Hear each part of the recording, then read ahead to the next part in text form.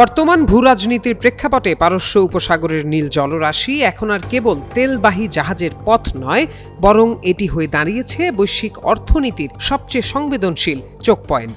Iran ও Israel যুক্তরাষ্ট্রের মধ্যকার চলমান সংঘাত আজ যে পর্যায়ে পৌঁছেছে তাতে হরমুজ প্রণালী বন্ধ হওয়ার উপক্রম কেবল একটি আঞ্চলিক শঙ্কা নয়, বরং বিশ্ব অর্থনীতির জন্য এক মহা বিপর্যয়ের সংকেত। প্রশ্ন উঠেছে, আমরা কি তবে এক নজিরবিহীন বৈশ্বিক মন্দার দ্বারপ্রান্তে?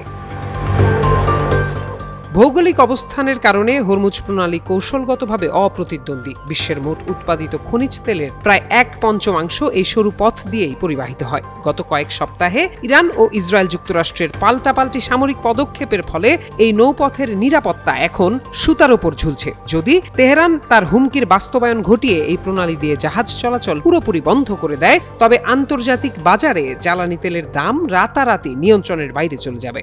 জ্বালানি বিশ্লেষকদের মতে ব্যারেল প্রতি তেলের দাম $200 ছাড়িয়ে যাওয়া এখন কেবল সময়ের ব্যাপার।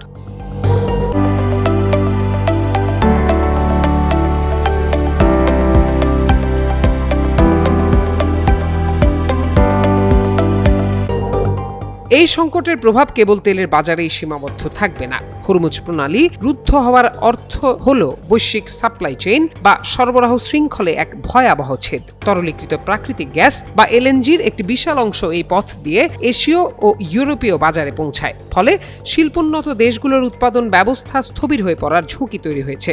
বিশেষ করে মধ্যপ্রাচ্যের জ্বালানির ওপর অতিমাত্রায় নির্ভরশীল দক্ষিণ এশিয়া ও ইউরোপের দেশগুলোর মুদ্রাস্ফীতি আকাশচুম্বী হতে পারে। এমন এক পরিস্থিতি তৈরি হতে পারে যেখানে উন্নত বিশ্বের শেয়ার বাজার ধসে পড়ার পাশাপাশি উন্নয়নশীল দেশগুলোর অর্থনৈতিকভাবে দেউলিয়া হওয়ার উপক্রম হতে পারে। হরমুজ প্রণালী আজ কেবল একটি ভৌগোলিক রেখা নয়, বরং এটি বৈশ্বিক স্থিতিশীলতার মানদণ্ড। যদি কূটনীতির টেবিল ব্যর্থ হয় এবং কামানের গর্জন এই রুটটিকে স্থায়ীভাবে রুদ্ধ করে দেয়, তবে বিশ্ব অর্থনীতির গলার এই ফাঁস আরও শক্ত হবে বলে মনে করছেন বিশেষজ্ঞরা। প্রত্যয় দাস, যুগান্তর নিউজ।